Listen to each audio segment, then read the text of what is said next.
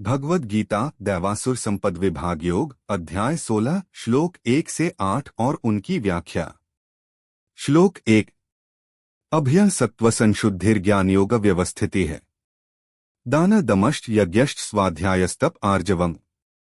अनुवाद। श्री भगवान ने कहा, निर्भयता, अंतःकरण की शुद्धि, ज्ञान और योग में स्थिरता, दान, इंद्रियों का संयम, यज्ञ, स्वाध्याय, वेदों का अध्ययन, तप और सरलता, सच्चाई। श्री कृष्ण दैवी गुणों का वर्णन करते हैं जो आत्मिक और नैतिक विकास के लिए आवश्यक हैं। निर्भयता, अभय, आत्मा की स्वतंत्रता और सच्चाई का प्रतीक है। सत्व की शुद्धि, सत्व संशुद्धि, विचारों और मन की पवित्रता है।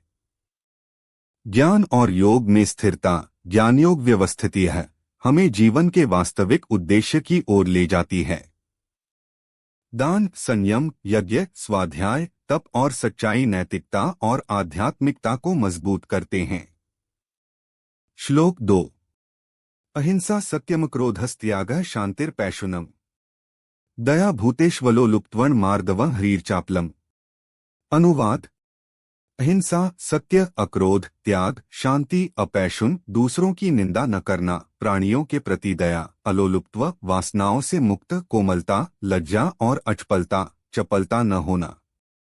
अहिंसा, हिंसा न करना, और सत्य, सच्चाई, नैतिकता के मूलभूत स्तंभ हैं। अक्रोध, क्रोध न करना, और त्याग, त्याग की भावना, मानसिक शांति को बढ़ावा देते हैं। शांति, अपैशुन, दया, अलोलुप्त्व, कोमलता, लज्जा और अचपलता आत्मा की शुद्धि और समाज में सामंजस्य बनाए रखते हैं। ये गुण व्यक्ति को दैवी संपदा की ओर अग्रसर करते हैं। श्लोक 3 तेजः क्षमा धृतियः शौचमद्रोहो नातिमानिता। भवन्ति संपदं दैवीमभिजातस्य भारत। अनुवाद।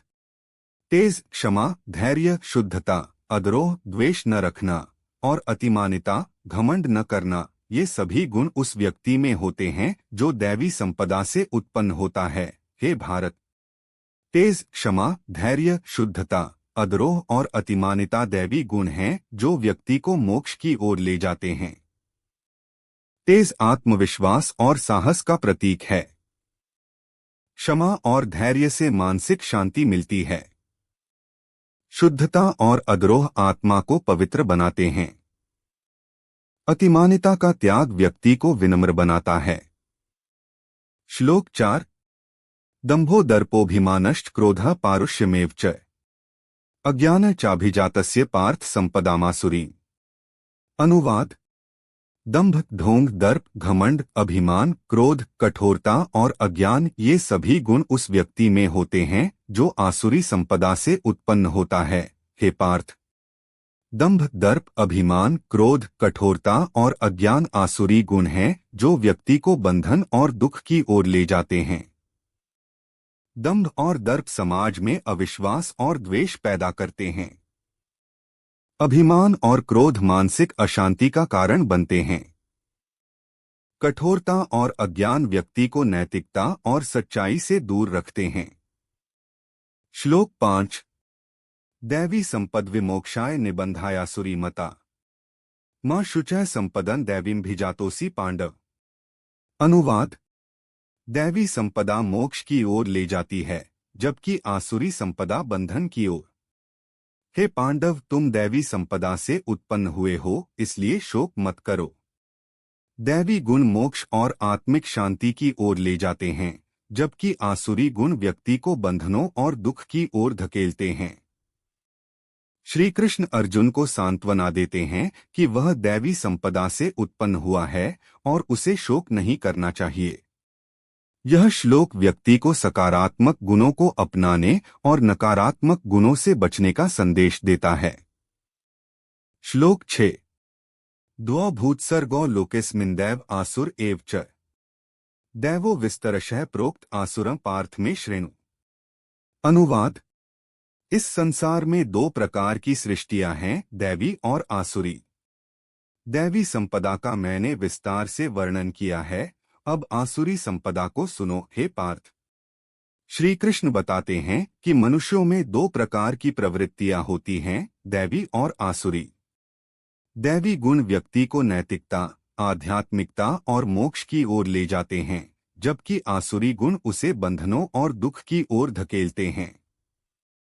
श्री कृष्ण अर्जुन को आसुरी गुणों के बारे में विस्तार से बताते हैं ताकि वह इनसे बच सके।